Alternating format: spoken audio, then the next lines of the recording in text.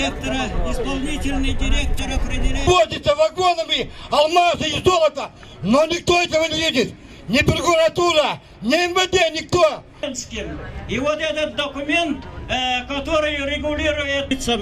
Также, уважаемые земляки. Можно говорить о многом, об успехах России, о санкциях, об экономическом кризисе, но мы должны заниматься внутренними проблемами. И общество, и власть должны взаимодействовать в борьбе с коррупцией.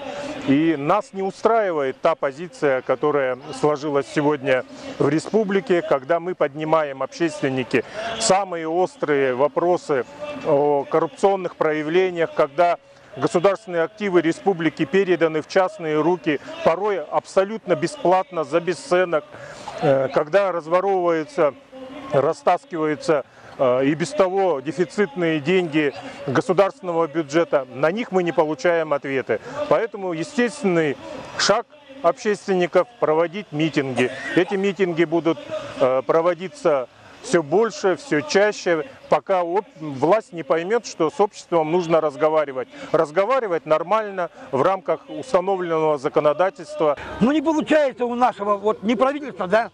И кажется, деньги есть, да? У нас в этом году, да, вот, Сбербанк, доход 700 миллиардов. А куда уходят деньги за газ, за нефть?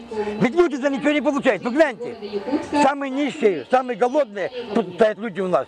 Поэтому я думаю, что власть, если нас власть уже 100 лет не слышит, а власти те же, они перешли из КПСС, они перешли в Единую Россию. Понимаете на меня? Это те же лица. Гляньте на них. То есть власть не меняется. Что были у власти коммунисты, так они остались. Все.